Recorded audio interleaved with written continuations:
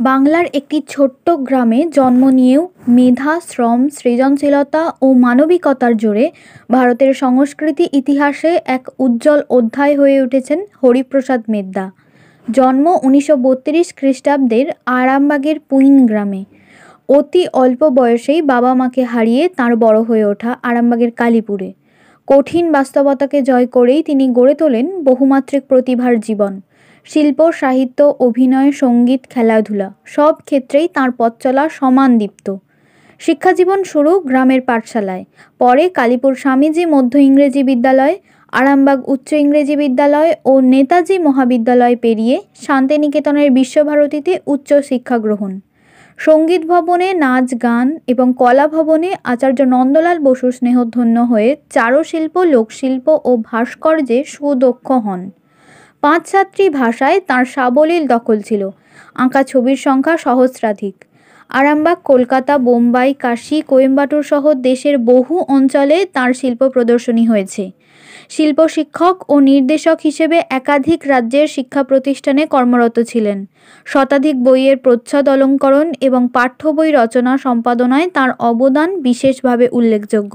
গল্প, উপন্যাস, প্রবন্ধ, কবিতা, ছড়া, রসরচনা ও নাটক সাহিত্যের প্রতিটি শাখায় ছিল তাঁর স্বচ্ছন্দ বিচরণ।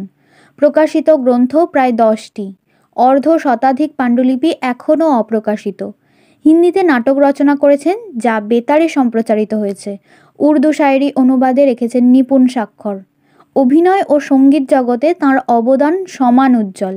যাত্রা ও নাটকে প্রায় 50টি চরিত্রে অভিনয় করেছেন। রবীন্দ্র নৃত্যনাট্যে অংশ নিয়ে দিল্লি ও বাংলাদেশে প্রশংসা অর্জন করেছেন। বহু নাট্য প্রতিযোগিতা ও সাংস্কৃতিক উৎসবে পেয়েছেন সাফল্যের স্বীকৃতি। খেলাধুলায়ও ছিলেন দক্ষ। ফুটবল, হকি, ভলিবল, ক্যারাম ও তাস খেলার ব্রিজে নজরকাড়া প্রতিভা ছিল। শান্তিনিকেতনে মোহনবাগান, ইস্টবেঙ্গল ও জর্জ টেলিগ্রাফের মতো স্বনামধন্য দলের সঙ্গেও খেলেছেন। কর্মসূত্রে ও ব্যক্তিগত ভ্রমণে ভারতের প্রায় সর্বত্র ঘুরেছেন এবং লিখেছেন ভ্রমণ কাহিনী। ব্যক্তিগত জীবনে অকৃতদার হয়েও সারা জীবন দাঁড়িয়েছেন মানুষের পাশে, বিশেষ করে অভাবী ছাত্রছাত্রীদের জন্য। অসামান্য কর্মের স্বীকৃতিতে তিনি সুকান্ত পুরস্কার, নন্দন সংবর্ধনা, দ্য টেলিগ্রাফ লাইফটাইম অ্যাচিভমেন্ট সহ বহু সম্মাননা এবং মুখ্যমন্ত্রী প্রফুল্লচন্দ্র সেনের হাত থেকে শ্রেষ্ঠ শিল্পীর পুরস্কার লাভ করেন। তাঁর জীবনকে সমৃদ্ধ করেছে বহু বিশিষ্ট ব্যক্তির সান্নিধ্য। রবীন্দ্রনাথ ঠাকুরের পায়ে ফুল দিয়ে যেমন প্রণাম করেছেন, তেমনি কাছ থেকে দেখেছেন মহাত্মা গান্ধী, জওহরলাল নেহেরু, ডক্টর রাজেন্দ্র প্রসাদ, কাজী নজরুল ইসলামকে। সংস্পর্শে এসেছেন নন্দলাল বসু, শচীনদেব বর্মন, অবনীন্দ্রনাথ ঠাকুর, সত্যজিৎ রায়, অন্নদাশঙ্কর রায়, কণিকা বন্দ্যোপাধ্যায়, সুচিত্রা মিত্র ও ইন্দিরা গান্ধীর। শান্তিনিকেতনের সহপাঠী ইন্দিরার সঙ্গে দিল্লিতে যেমন এক টেবিলে খেয়েছেন, ব্যাডমিন্টন খেলেছেন, তেমনি প্রধানমন্ত্রী ইন্দিরা গান্ধীর আরামবাগ সফরে দোভাষী হিসেবেও কাজ করেছেন। শিল্প, শিক্ষা, মানবিকতার পথেই তিনি খুঁজে পেয়েছিলেন জীবনের সারথি, যা আজও অনুপ্রেরণা জাগায় সকল সৃষ্টিশীল মননে।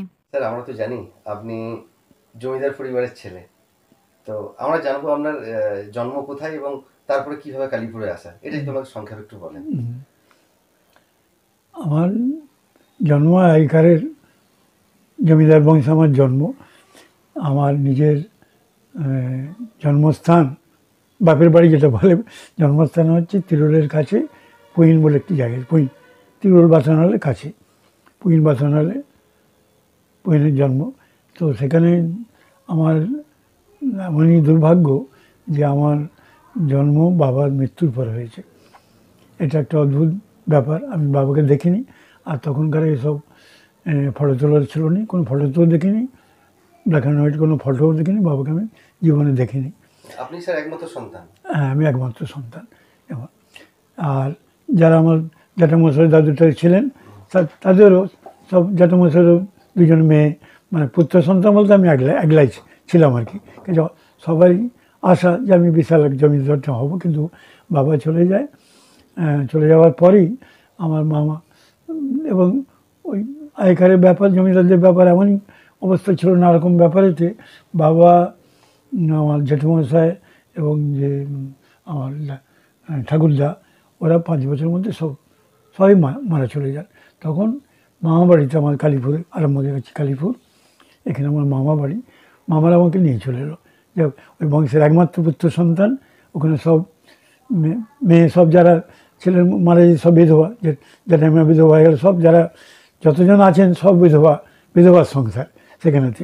আর একমাত্র পুত্র সন্তান ছিল, তখন নিয়ে এলো, যা আমিও থাকলে ওই পরিবেশে আমি অত অন্য ধরনের হয়ে যাব করে। আমি তখন থেকে ছোটোবেলা থেকেই ওই 5-7 বছর থেকেই আমি এই কালীপুরে আমার মামা বাড়িতে আমি চলে আসি। এখানে স্কুলেই আমার পড়াশোনা, এখানে মানে প্রাইমারি স্কুল ক্লাস 6 পর্যন্ত এমই স্কুলে, আরামবাগ স্কুলে, হাই স্কুলে, নেতাজি কলেজ আরামবাগে, এই কলেজ আমার পড়াশোনা। তারপরে আমি শান্তিনিকেতনে পড়াশোনা করেছি, শান্তিনিকেতনে পড়াশোনা আমার। আমরা শুনেছি আপনি শান্তিনিকেতনে একবার পালিয়ে গেছিলেন, তো এই ব্যাপারটা একটু বলেন। পালিয়ে গিয়েছিলাম মানে আমার বরাবরই প্রেম হচ্ছে শিল্প। ছোটোবেলা থেকেই 5-7 বছর থেকেই আমি ওই ছবি আঁকতাম, এবং যখন স্কুলে পড়ি 7-8 পড়ি তখনও ম্যাগাজিন বার করেছি, স্কুলে লিখেছি কবিতা, গল্প, উপন্যাস, তখন থেকেই লিখেছি, তখন থেকেই ছবি আঁকছি। এবং তখন থেকেই নাটক করা, যা কিছু হতো স্কুলেতে সব অনুষ্ঠানেতেই আমার করতে হতো। মানে শিল্প, সাহিত্য, সংস্কৃতির দিকে আমার ঝোঁক ছিল, ছোট থেকেই আপনার তার উপর আগ্রহ ছিল, এবং সেই দায়িত্ব আমার উপর পড়তো। স্কুলে নাটক ও তার ডিরেকশন দেওয়া, কে কী পাঠ করবে করা, ড্রেস করা, মেকআপ করা, যা কিছু সমস্ত শিল্প, সাহিত্য, সংস্কৃতিতে আমার দরকার। কিন্তু এমনই পরিবেশ আর কি, যেহেতু বাপ মার আমি সন্তান, আমি বাপ মার হারা, সবাই চাই যে আমি ডাক্তার ইঞ্জিনিয়ার হোক। সবাই তো ধারণা যে প্রকৃত মানুষও আমার ডাক্তার ইঞ্জিনিয়ার হতে হবে। এখনকারও তাই, সবাই চাই ছেলেমেয়েরা ডাক্তার ইঞ্জিনিয়ার হোক, কেউ চাইছে না যারা ছেলেমেয়েরা মানুষ হোক। সেই মানুষ হয়তো কমে গেছে, খুব উদ্বেদনা হয় আজকালকার দেখি। তো সেই সময় যখন ছিলাম, তখন যেহেতু আমি ওগুলো করতাম, কাজে আমার দ্বারা কিছু হবে না, সবাই ভাবতো যে উচ্ছনে গেছে, কাজে জোর করে ডাক্তার পড়ে, ডাক্তার ইঞ্জিনিয়ার হোক, রোজগার করবে, বিয়ে থা করবে, সংসার করবে, টাকা হবে, প্র্যাকটিক্যাল ছিল, বাস্তববাদী। কিন্তু আমি সেই মনে মনে আমি জানতাম যে এটা আমার পথ নয়। তখন থেকে বুঝেছিলাম যে আমি যেহেতু একা, নিজের চিন্তা যেতে ভালো লাগতো, নিজের ভালো লাগা কাজই করতাম, আর কেউ আমাকে বাধা দিত না যে পাছে আমি কিছু করে বসি। বাবা কেউ কিছু নেই, কাজে সবাই আমি যেটা বলতাম সেটা মেনে নিত। কাজে আমার তখন থেকেই আমার ইচ্ছে যে আমি এই লাইনে যাব। করে যখন কলেজ থেকে আমাদের বর্ধমানে পরীক্ষা দিতে হয়, তখনই অনেকেই জানে সেটা আমার, আমি বরাবরই পলাতক, আমি পালিয়ে গেছি বাস্তব জগৎ থেকে। সবসময় কল্পনার জগতে আমার বিচরণ, পালিয়ে বেরিয়েছি। আমি খুব প্র্যাকটিক্যাল নই, সবসময় ভাবুক, কল্পনা করি। করে ওই বর্ধমানে পরীক্ষা দিতে যেয়ে সন্ধ্যে পরীক্ষা হয়ে গেছে, পরদিনে বাড়ি ফেরার কথা না করে আমি রাত্রিবেলার সময় শান্তিনিকেতনে পালিয়ে গিয়েছিলাম। শান্তিনিকেতনে ভর্তির পরীক্ষা দিতে গেছিলেন? না, বর্ধমানে গিয়েছিলাম, যে এই যে পড়ছিলাম না, এসছি ইন্টারমিডিয়েট সায়েন্স পড়ছিলাম, ওইটার ফাইনাল পরীক্ষা। ওখান থেকে শান্তিনিকেতন? হ্যাঁ, ওখান থেকে যে এই লাইনে আমি পড়াশোনা করবো না, আমি যাব বলে লুকিয়ে পালিয়ে গিয়েছিলাম। তারপর পালিয়ে গিয়েছিলাম, ওখানে যেতে অদ্ভুত ব্যাপার দেখে আমার বিচিত্র ওরকম দেখেছি, যে অদ্ভুত একটা ছেলে, যার বাপ কেউ কোথাও নেই, বাপ মা নেই, কিছু নেই, পালিয়ে আছে পরীক্ষা দিতে, যে ছবি আঁকা শেখা বলতে অসময়ে গেছি, উপায় নেই। কোনো রকমে যোগাযোগ করে রাত্রে ওখানেই ছিলাম, ছেলেমেয়েদের হোস্টেলেই ছেলেদের ছিলাম, ওখানেই খেয়েছি। সকালে নন্দলাল বসু বাড়িতে গিয়ে পৌঁছেছি, যে আমার অসময়ে গেছি, কোনো উপায় নেই। উনি তখন, আপনার লক্ষ্য ছিল নন্দলাল বসু? নন্দলাল বসু লক্ষ্য ছিল, এবং আমার ঠাকুর রবীন্দ্রনাথকে আমি তো আগে ছোটোবেলাতে না, আমার সৌভাগ্য, আমি রবীন্দ্রনাথকে দেখেছিলাম, মানে সচক্ষে দেখে তার পদপদ্মে পুষ্পার্ঘ্য অর্জন মানে নিবেদন করেছি। রবীন্দ্রনাথকে আমি চোখে দেখেছি, গান্ধীজিকে আমি চোখে দেখেছি, নজরুলকে আমি চোখে দেখেছি। আমার পরম সৌভাগ্য, সেই নিয়ে এখনও লোকে অবাক হয়ে যায়। এবং এখন আমার তো খুবই অল্প বয়স, না 94, 94 বছর বয়স। সকলেই বলছে 100 বর্ষ আপনাকে করেই যেতে হবে, করে সবাই আগ্রহ করছে। এবং ওই মানুষদের দেখেছি বলে এই অঞ্চলে ইদানিং এই বয়সেতে বিশাল, এবং যাকে এককালে দুচ্ছি ছিলাম, যখন উচ্ছনে যাওয়ার কাজগুলি করতেন, নাচ গান ছবি আঁকা করতাম, সবচেয়ে বিতাড়িত ছিলাম, এই অঞ্চলে ফেলে দেওয়ার লাইনে ছিলাম। আজ সৌভাগ্য কি দুর্ভাগ্য জানি না, আজ সেই জায়গায় আরম্ভকে আমি শিল্পগুরু। এবং আজ থেকে উচ্ছনে যাওয়ার ছেলেটি এখন সবচেয়ে, এবং সবচেয়ে আরম্ভকের সবচেয়ে স্মরণীয় বরণীয় আরম্ভ সাব ডিভিশন নয়, পশ্চিমবাংলা বলতে পারো, আংশিকভাবে সারা ভারতবর্ষেই ছড়িয়ে আছে শুধু শিল্পী সেবা, শিল্পী, সাহিত্যিক, এই সংস্কৃতি জগতে মানুষ। এবার এই অঞ্চলেও এই সারা জীবন ধরে 70-75 বছর ধরে, যদি 15-20 বছর আমার কাজ আরম্ভ হয়, আজ 14 বছরে আমি 9-10-এ পড়ি তখন থেকে একটু ধরো না জ্ঞান হয়েছে, শিল্প সাহিত্য করেছি, মানে সঠিক ছেলে মানুষের কেটে হয়েছি। তাহলে 14 বছর থেকে 94 বছর, এই 70-80 বছর আমি শুধু এই লাইনে আছি এবং এই অঞ্চল আছে শিল্পগুলো। এবং আজ যেখানে আজ আমার কাছে শান্তিনিকেতনের জন্য ফিরে এলাম, আমার কাছে তো 5-7 জন শিখতো। স্যার নন্দলাল বসুর কাছে দেখা হওয়ার ব্যাপারটা খুব মজাদার ছিল, এটা একটু আমাদের যদি একটু বলেন। হ্যাঁ, খুব খুব মজা, মানে তবে হঠাৎ গেছি তো চিনতে গেছি সকালের ছেলেরা আমাকে পৌঁছে দিয়েছে যে ওটা নন্দলাল বসুর বাড়ি, তুমি ওখানে যাও ওটা। তো আমি যে জিজ্ঞেস করছি কিন্তু কিছু খুঁজে পাই না, কোথায় কিছুই জানি না। খুব সুন্দর বাড়ির, কাঁচের বাড়ি। তো একজন ওই মালিক বাগানেতে জল দিচ্ছে আর কি। লুঙ্গি পরে আছে, লুঙ্গি পরা, জ্যাকেট পরা, একটা অঙ্গবস্ত্র আছে, ছেলে মাথায় বেঁধেছে আর কি, মাথায় পাগড়ি মতো বাঁধা আছে, জল দিচ্ছে। আমি জিজ্ঞেস করলাম যে তুমি কেমন, এরকম এসেছি আমি। তখন তাকে বলি না যে আমি পালিয়ে এসেছি, আমি বলছি আমি শান্তিনিকেতনেতে ভর্তি হবো, কলা ভবনের ছবি আঁকা, আমি ভর্তি হবো, নন্দলাল বসুর সঙ্গে দেখা করতে এসেছি। আমাকে উনি বলেছেন এখানে, বলে ভেতরে গিয়ে বসো করে আমাকে ভেতরে যে বসেছি। বসতে ওনার পরে বুঝলাম ওনার ছেলে বিশ্বরূপ বসু, ওনার একটি মাত্র ছেলে বিশ্বরূপ বসু, আর দুজন মেয়ে, একজন হচ্ছে গৌরী ভঞ্জ, একজন যমুনা সেন, দুজন। ওই এখন তারা বলছে, এখন বয়স হয়েছে, আর জীবিত কেউ নেই। তারা ওই নন্দলাল বসুর ছেলে সমস্ত ওই আমাদের উডকাট, লিনোকাট ইত্যাদি হস্তশিল্পগুলো শেখাতেন। ইনি জাপান ফেরত মানুষ, বিখ্যাত বিশ্বরূপ বসু হয়েছেন। আর গৌরী ভঞ্জ হচ্ছে আলপনার জন্য বিখ্যাত, আলপনা। আর যমুনা সেন যিনি বলছেন, উনি হচ্ছে ওই সব বাটিক, ফেব্রিক, ওই সব হাতের কাজ, চামড়ার কাজ, সেলাইয়ের কাজ, এসব শেখাতেন। তো সব একজনের কাছে আলপনা শিখেছি এবং আমি খুব ছোটো তখন গৌরীদির কোলে বসে বসে আমি আলপনা শিখেছি। আর আমার সৌভাগ্য নন্দলাল বসুর কাছে শিখেছি। কিন্তু প্রথম আরম্ভটা যাদেরকে ওই পেয়েছিলাম, তার আরম্ভটা হচ্ছে একেবারে নাটকীয় মতন। ওই আমি ওখানে বসে আছি, উনি এলেন, যখন এসে বসলেন নন্দলাল বসু, দেখলাম যে মালিটি বাইরে জল দিচ্ছিলেন তিনি নন্দলাল বসু। আমি তো হতভম্ব, লুটিয়ে প্রণাম করলাম, যে ভাববেন আমি আপনাকে ভেবেছিল। বলে না না, ঠিক আছে ঠিক আছে ঠিক আছে, কি তোমার দরকার কি বলো না, আমি আমি আমি ছবি আঁকতে এসেছি। ওই ছবি আঁকতে তো কলা ভবনের সাথে তো অনেক ব্যাপার, তোমার কিছু কাগজপত্র, আমি কিছুই জানি না, পালিয়ে এসেছি। বললাম যে পালিয়ে এসেছি আমি, কিছুই না আমার কোনো কিছু কাগজপত্র, আমি ছবি আঁকতে ভালোবাসি, রবীন্দ্রনাথকে দেখেছি, রবীন্দ্রনাথকে ভালোবাসি, দেখেছি। আমি তার শান্তিনিকেতনে পড়বো, এখান থেকে শিল্প, সাহিত্য, সঙ্গীত সব শিখবো, সেই উদ্দেশ্যে আমি পালিয়ে এসে সব ছেড়ে পালিয়েছি। আমার কেউ কোথাও নেই, আপনি এই ব্যবস্থা করে দেন, ভালো, আপনি তো শেখান এখানে। বলছেন আমি তো রিটায়ার করেছি, দেখছি আমি কী করতে পারি করে বলে তখন উনি বসলেন এবং কী করার নেই বলে, এখন তো টাইম হয়ে গেছে। তখন উনি একটি চিঠি লিখে দিলেন ব্যক্তিগত, যে আমার ইয়ে নাই, আমি একটা চিঠি লিখে দিচ্ছি, এটা আমি পৌঁছে দেবো, যদি হয় তোমার হবে করে একটা চিঠিতে লিখে দিলেন।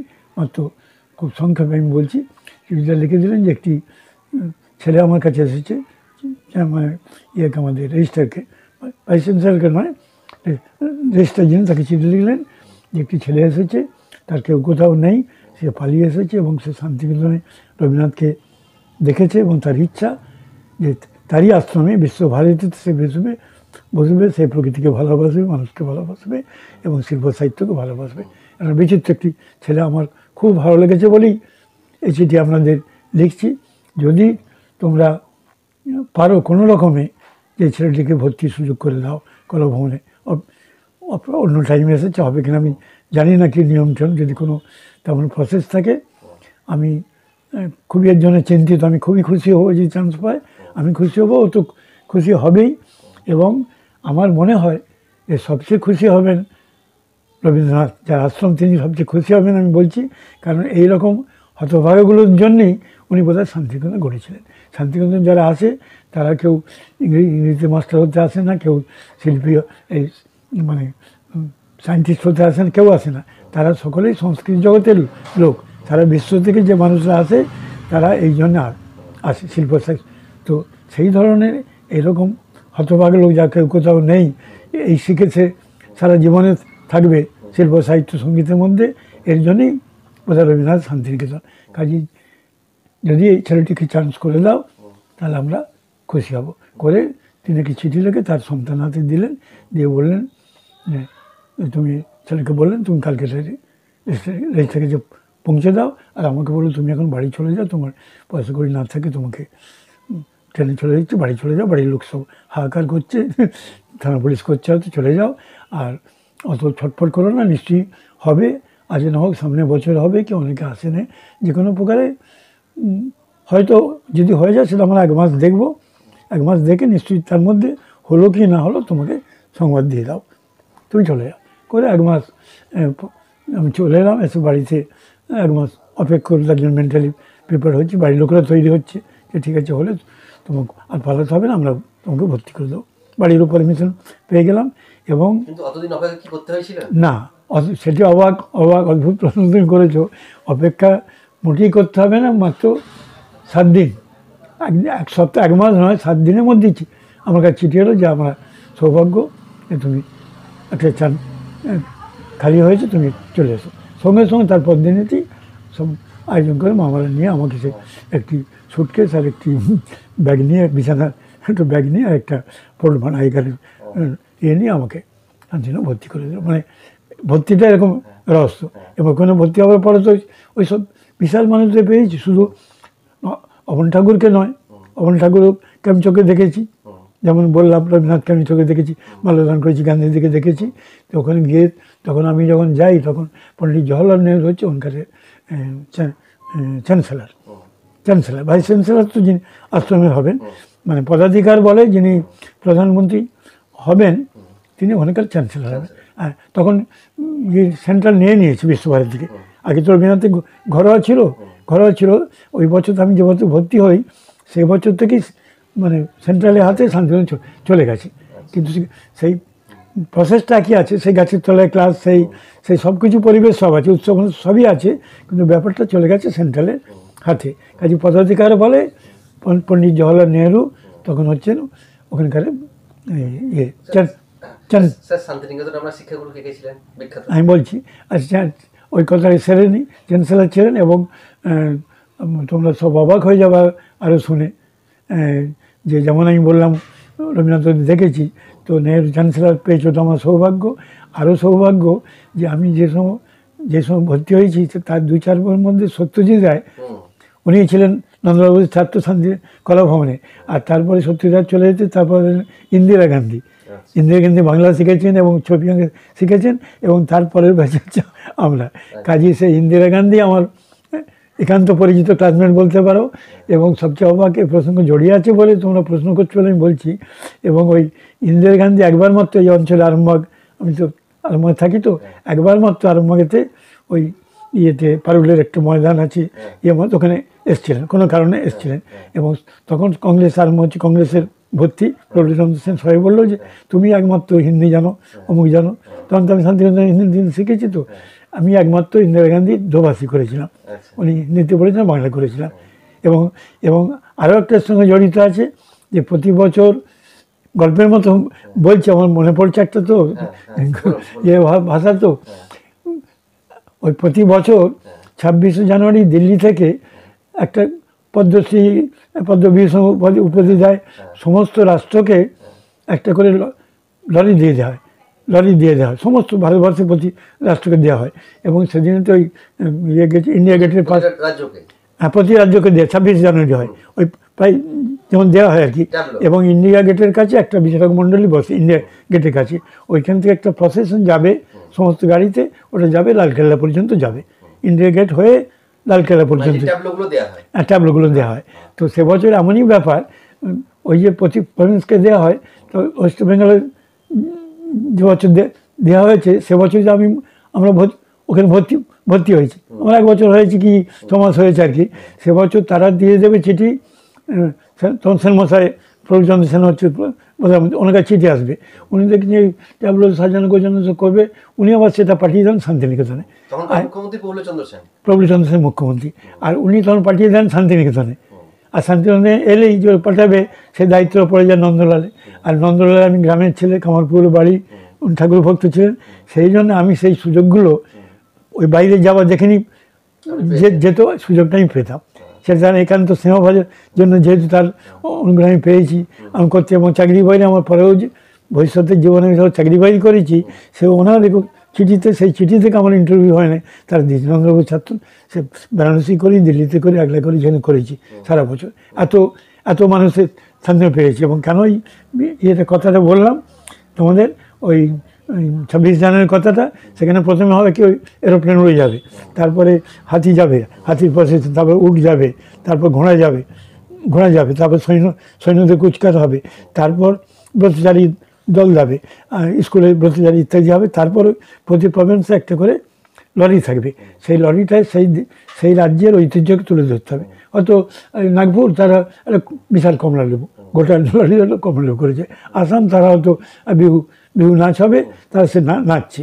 আর পশ্চিমবঙ্গে আমাদের নন্দলাল পাঠিয়েছিলেন, আরও সব গিয়েছিল, তার নাম বলছি না, 5-6 জনকে আমাদের পাঠিয়েছিল। আর অমিতাভ চৌধুরী হচ্ছে রিপোর্টার ছিল, খুব বড় লেখক অমিতাভ চৌধুরী বলে, শান্তিনিকেতনে, ওটাকে জন্য পাঠিয়েছিল। এবং আমরা গিয়েছিলাম, আমাদেরকে ওই টালকটোরা পার্ক বলে একটা আছে, ওইখানেতে 1 মাস আগে থাকতে হবে। হ্যাঁ, ওইখানেতে আমরা খেতাম সব একবার অদ্ভুত ব্যাপার, সব রাজ্যের সব তাঁবুতে দেওয়া আছে, খেতাম। আর ওইখানেতে ওই 1 মাস ধরে আমরা সাজিয়েছি। তো আমাদের এটা ছিল যে একটা লরিটাকে গোটাটাকে একটা ময়ূরপঙ্খী নৌকো করেছিলাম। এবং সেই বজরাটায় নৌকো করে সংঘমিত্রা বৌদ্ধ ধর্মের, এই সিংহলাতে বৌদ্ধ ধর্ম প্রচার করতে যাচ্ছে, সেই লরি করে যাচ্ছে, বোঝা হচ্ছে। কাজী আমি আর রামানন্দ ব্যানার্জি এখন কলকাতায় বেঁচে আছি, নন্দলাল 2 জন ছাত্র আমরা বেঁচে আছি। আমি আর কলকাতায় রামানন্দ বন্দ্যোপাধ্যায় বলে উনি আছেন বেঁচে, আমার ছোটো একটু, আমার যখন 2nd ইয়ার, ও তো 1st ইয়ারে ভর্তি হয়েছে। সবাই চেনে, রামানন্দ বন্দ্যোপাধ্যায় সবাই চেনে ওই ছবিতে। তো আমরা 2 জন মাঝি হয়েছি। আর উপরে ছিলেন, সবই তো গল্পের মতো, ওই শচীন্দ্র বর্মন হচ্ছে আমার একান্ত প্রিয়।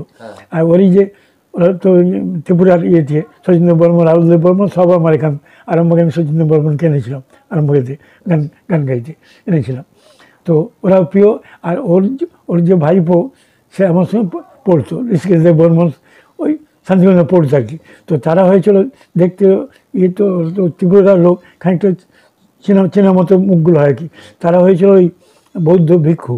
আর সঙ্ঘমিত্রার 2 জন মেয়ে ছিল, তারা সঙ্ঘমিত্রা একজন সখী, 2 জন বৌদ্ধ 5 জন, আর আমরা 2 জন মাঝি হয়েছিলাম। ওই 6-7 জনে আমরা গিয়েছিলাম। ওই 6-7 জন সারা মাস ধরে সাজিয়েছিলাম করে, যেটা বলার উদ্দেশ্য, এবং ওই টাইপগুলো যাবে এবং বিচারকরা বিচার করবেন। এবং শুনলে অবাক লাগবে তোমাদের, ওই 1 বছর আজ পর্যন্ত, তো 60-70 বছর হয়েছে, ওই 1 বছরই পশ্চিমবঙ্গ ফার্স্ট হয়েছে, যে বছর আমি গিয়েছিলাম। 54 সাল হবে, 54 হবে, কারণ 53তে আমি ভর্তি হয়েছি, তারপরে বছর গিয়েছিলাম 1954। তখন জওহরলাল নেহরু প্রধানমন্ত্রী ছিলেন, ওটাকে ওই লিঙ্কটা তো পাবি, প্রধানমন্ত্রী ছিলেন, ইন্দিরা গান্ধীর সময় ছিল। এবং যেহেতু ওই এবং ওই যে সেই 1 বছর আজ পর্যন্ত পশ্চিমবঙ্গ ফার্স্ট হয়েছে। এবং তার পুরস্কারটা হচ্ছে দেবা পুরস্কার দিয়েছে। এবং তার পুরস্কার ছিল তখন রাজেন্দ্র প্রসাদ হচ্ছে পণ্ডিত জওহরলাল নেহরু হচ্ছে প্রধানমন্ত্রী, রাজেন্দ্র প্রসাদ রাষ্ট্রপতি, রাজেন্দ্র প্রসাদ। তো আমাদের এমনই সৌভাগ্য, 15 দিন একটা আমাদের গাড়ি দিয়ে দিয়েছিল। 7 দিন আমরা প্রধানমন্ত্রী বাড়িতে থাকবো, আর 7 দিন রাষ্ট্রপতি বাড়িতে থাকবো। আর ওই গাড়িটা নিয়ে 15 দিন আমরা কুতুব মিনার লালকেল্লা সব ঘুরবো। এইটা হচ্ছে বাড়তির সুযোগ ছিল। তারপর পুরস্কার এসব তো দিয়েছিল। এবং ওইটা আজ পর্যন্ত, এবং সেই ছবি ফটো আমার কাছে আছে, কোনো দিন যে আমরা সেই ইয়েতে লরিতে বসে আছি, সেসব সংগ্রহ আমার কাছে আছে আর কি। স্যার, শান্তিনিকেতনের নন্দলাল বসু ছাড়াও আর কোন মহান ব্যক্তিদের কাছ থেকে ছবি আঁকা শিখেছেন? আচ্ছা, তারা ওই প্রশ্ন শুনলে 1 বছর হয়েছিলাম। এবং নেহরু তখন মজা করে বললে, ইন্দিরা গান্ধী বললে যে তুমি 7 দিন তো থাকবে, আমি তো সব বুঝি না, তুমি শান্তিনিকেতনের পড়েছ নন্দলাল বসুর কাছে, তুমি বাংলা জানো, তুমিও তো থাকো। সৌভাগ্য হচ্ছে ওই ইন্দিরা গান্ধীর সঙ্গে এক টেবিলে খেয়েছি, এবং বিকেলের দিকে ব্যাডমিন্টন খেলেছি। তার কী সৌভাগ্য, ইন্দিরা গান্ধীকে ওরকম সব পেয়েছি। আর ওই 1 বছরই হয়েছিল। আর যেহেতু তুমি বলছো শান্তিনিকেতনে আমি ছবি আঁকার দিকে নাম করা, তোমরা সবাই জানবে, নন্দলাল বসু হচ্ছেন, ওনার কাছে মেন শিখেছি। আর ওনারই আরেকজন সোরেন কর বলে, উনি তখন অ্যাক্টিং প্রিন্সিপাল, চন্দ্রবাবু রিটায়ার করেছেন, সুরেন্দ্রনাথ কর। এবং সুরেন্দ্রনাথ কর হচ্ছে আমার দ্বিতীয় প্রিন্সিপাল, তাকে শিখেছি।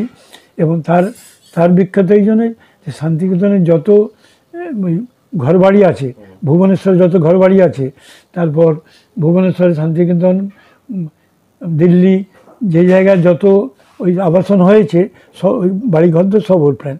রবীন্দ্রনাথের যে বাড়ি, তার যে থাকবার জায়গাটায়, সমস্ত ঘরের মানে স্থপতিকার সুরেন্দ্রনাথ কর বলে, সুরেন্দ্র কর, উনি প্রথম প্রিন্সিপাল ছিলেন। তা ওর কাছে, নন্দলাল বসুর কাছে আরেকজন বিশাল বিখ্যাত লোক সবাই জানে, সেটা রামকিঙ্কর বেশ বলে, বাঁকুড়ায়। উনি হচ্ছেন ছবি আঁকা স্কাল্পচার, মানে ভাস্কর। মাটির কাজ করতেন, মূর্তি করতেন, অয়েল পেন্টিং করতেন, এবং অদ্ভুত মানুষ। আমাদের বাঁকুড়ায় বাড়ি। এবং জামিনী রায় বাড়ি, তাহলে জামিনী রায় আর ওই রামকিঙ্কর বেশ, নাম করা বলছি, নন্দলাল বসু, অমল ঠাকুর আর ইত্যাদি। ওখানে ছিলাম 4-5-7 বছর মতো।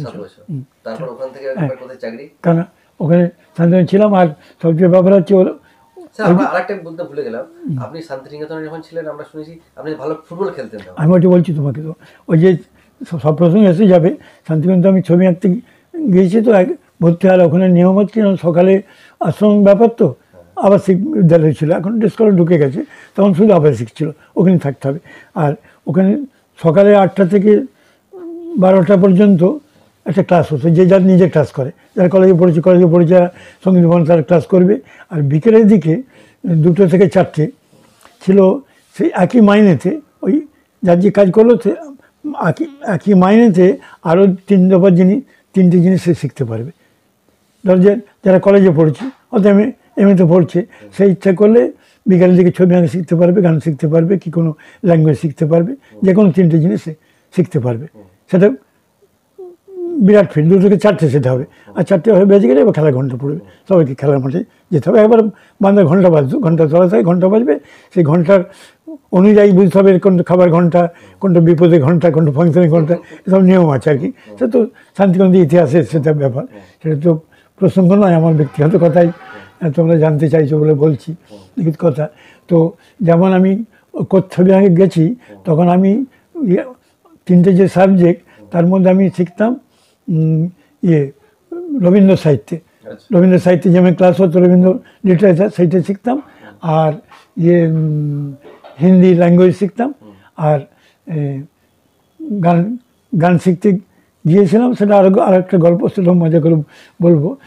আমি নাচ শিখেছিলাম, তাহলে আমি নাচ শিখেছিলাম ল্যাঙ্গুয়েজ হিসাবে হিন্দি বা চায়না অন্য ল্যাঙ্গুয়েজ আমি একটু জানি আর কি।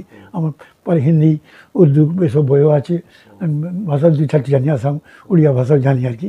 কারণ সে ভাষা শিক্ষা একটা ছিল, ওই বিভিন্ন জায়গা থেকে আসতো, তো মানে সারা বিশ্বের লোক, তো যেখানে পেয়েছি সেখানে উড়িয়া শিখেছি, আবার হিন্দিও শিখেছি, ভাষা শিক্ষাটা করেছি। আর রবীন্দ্রনাথের সাহিত্য জানবার জন্য, রবীন্দ্রনাথকে চেনার জন্য রবীন্দ্র সাহিত্যিক ক্লাসে যেতাম। আর ওই সঙ্গীতের কাছে 3টে জিনিস ওই একই। কিন্তু আমার মেন কাজটা হচ্ছে ছবি কলা ভবনে। তেমনি যারা ওই কলেজে পড়ছে, যে ছেলের কলেজ ধরো বিয়ে পড়ছে, সে হয়তো অফ টাইমে গান শিখছে, ছবি আঁকা শিখছে, আর একটি জিনিস শিখবে। তো 3টে করে বাড়তি শিখতে পেত। তেমনি আমি ওখানেতে, তুমি অবাক হয়ে যাবে, যেমন ছবি আঁকা শিখেছি, তেমন সাহিত্যের গুরু আমার ছিল অশোক বিজয় রাহা, 3জন আমি বলছি, অন্নদশঙ্কর রায়, তখনকারের একবারে বিখ্যাত অন্নদশঙ্কর রায়, আর অশোক বিজয় রাহা, সৈয়দ মুজতবা আলী। এই 3জন হচ্ছে আমার ছবি আঁকা, এই কী বলে সাহিত্যের জন্যে। অন্নদশঙ্কর রায়, অশোক বিজয় রাহা, আর ওই সৈয়দ মুজতবা আলী 3 গেছে। এবার সঙ্গে ছিলেন হরিচরণ বন্দ্যোপাধ্যায়, তার ডিকশনারি আমার আছে। সারা জীবনে 2টি কাজই করেছেন, ওই ডিকশনারি লিখেছে হরিচরণ বন্দ্যোপাধ্যায়, নিত্যানন্দ বিনোদ গোস্বামী, ওরা সব বিখ্যাত লোক আর কি। তো ওদেরও সঙ্গে ওইসব মানুষদের পেয়েছি সঙ্গে আর কি। আর গানেতে শান্তিদেব ঘোষ, কণিকা বন্দ্যোপাধ্যায়, মহর্দি বলতাম। তাহলে যাদেরকে তোমার স্বপ্নের মতো ভাবো, সে মহর্দি, সুচিত্রা মিত্র মহর্দি, আমরা মহর্দি বলতাম, কণিকা বন্দ্যোপাধ্যায়, আর শান্তিদেবী ঘোষ। আর নাচ শিখেছিলাম কেটি নায়ার, কথাকলি আর মণিপুরি শিখেছি, এবং রবীন্দ্রনাথের নৃত্যনাট্য আমি নেচেছি সব। আর আমাকে সব জায়গায় মাস্টারমশাই চান্স দিতে, মানে কি, আমি যে আমাকে একজনকে নিয়ে গেলে 3টে কাজ তারা পেত। স্টেজটা সাজাতাম, মেকআপ করতে পারতাম, নাচ গানের অভিনয়টা পেতাম, আর 2-3টে কাজ হতো একটা ফিগারে বলে, যে কোনো জায়গায়, সে ঢাকাই হোক, বাংলাদেশ হোক, দিল্লি হোক, আমি প্রতি জায়গায় চান্সটা পেতাম কাজে। আর ওই সব মানুষদের কাছে ওই শিল্প সাহিত্য সঙ্গীত না, নাটকও শিখেছি, নাটকের যারা শিখেছি, কাজ সব কিছু ওখানে যা কিছু পেয়েছি সব ঝুলিয়ে ভরে এনেছি, এবং সারা জীবন ধরে সেইটি বিলি করছি। আমি আর নিজের কথা নয়, যে কথা রবীন্দ্রনাথ বলেছেন, তার যে আদর্শ, শিক্ষার সঙ্গে সংস্কৃতি যোগ করলে তার পরিপূর্ণ বিকাশ হবে। এখন যেটা হয়েছে যে শিক্ষা হবে, পড়াশোনা হবে, কিন্তু তার সঙ্গে সংস্কৃতি হবে, দুটো মিলে তবে টোটাল ডেভেলপমেন্ট। হ্যাঁ, এটা এই শিক্ষকগণ থেকে পেয়েছি, এবং আজকে এখানেও 75-80 বছর আমি ওই বার্তাই সব জায়গায় ছাড়া। আপনি শান্তিনিকেতনে কি ভালো স্ট্রাইকার ছিলেন ফুটবলে? হ্যাঁ, ফুটবল সেটা এখনই তোমরা দেখেন, আমি বই লেখাতে পারি। বই তো অমিতাভ চৌধুরী একটু বই লিখেছে শান্তিনিকেতন, আমাদের শান্তিনিকেতন 12 মশা বলে অমিতাভ চৌধুরী একটা বই আছে, আমার আছে, এখনই খুঁজলে পাওয়া যাবে, দেখাও তোমাকে। তাতে লিখেছে যে আমি তখন বড় বড় টিম যেত, জল টেলিগ্রাফ, মোহনবাগান যেত, এবং যখনই বাদ থেকে হতো তখন আমি গ্রামে ছিলাম, আমাদের ফুটবল খেলা, ক্রিকেট চেয়ে আমরা ফুটবল খেলেছি চিরকাল, আরম্ভে যাই যে করেছি, আরম্ভে সবসময়, আরম্ভে যারা বিখ্যাতর মধ্যে আমি সবসময় রাইট আউট খেলতাম, আর ওই যেমন কোন বলছে ও লেফট আউট খেলতো আর কি, আর ছিল বরাবরই। দারুণভাবে সেই খেলাধুলা তুমি অবাক হয়ে যাবে, বিশালভাবে সব। এবং ওই বেনারসে যখন চাকরি করেছি তখন যে হকি খেলেছি ও যে জানতো না, এবং আরম্ভে এসেও হকি খেলা কোনোদিন থাকে না, আমি প্রচলন করেছিলাম আরম্ভে হকি খেলা, ওই ছাত্র মাঠে করে খেলা বেনারসি। আচ্ছা, ওইটাই হ্যাঁ, কাজেই ওই শান্তিকান্ত তোমাকে বললাম, এই সব কিছু শিখেছি, এবং সেইটা ওই আদর্শটাই আমি এখানে যে করছি, ওই জিনিসটাই শিক্ষার সঙ্গে সঙ্গে সংস্কৃতি চর্চা করতে হবে, মনটাকে ভালো রাখতে হবে। মনটা ভালো থাকলে শরীর ভালো থাকবে, আর শরীর ভালো থাকলে মন ভালো থাকবে। কাজেই খেলাধুলোটা একান্ত দরকার, তার সঙ্গে সংস্কৃতি দরকার। কাউকে শিল্পী সাহিত্যিক হতে হবে না, কিন্তু মনটাকে একটু পরিচ্ছন্ন, নির্মল, পবিত্র করতে হবে, যেটা অভাব। এবং সেই কাজে আমি সারা জীবন ধরে ওই সংস্কৃতি চর্চার লাইনে আছি, যে মনটা ভালো, সেইটা আমাদের নষ্ট হয়েছে। মানুষকে ভালোবাসা, প্রেমটাই নষ্ট হয়েছে। মানব ধর্মের শ্রেষ্ঠ ধর্ম, ঈশ্বর বুকে থাকে না, সে মোদিরও বুকে আছে, সবারই বুকে যার্জি থাক, কিন্তু সেইটা নিয়ে রাজনীতি করা নয়। নিজেকে ভালোবাসবো, নিজের ভালো লাগার কাজটাকে নিয়ে সারা জীবন থাকবো, সংসারকে ভালোবাসবো, আর পাশের ভালোবাসার লোকটির জন্য একটু ভালো কাজ করবো, বন্ধু থাকবে। ভালোবাসা ছাড়া কিছু নেই, সেইটাই কমে গেছে।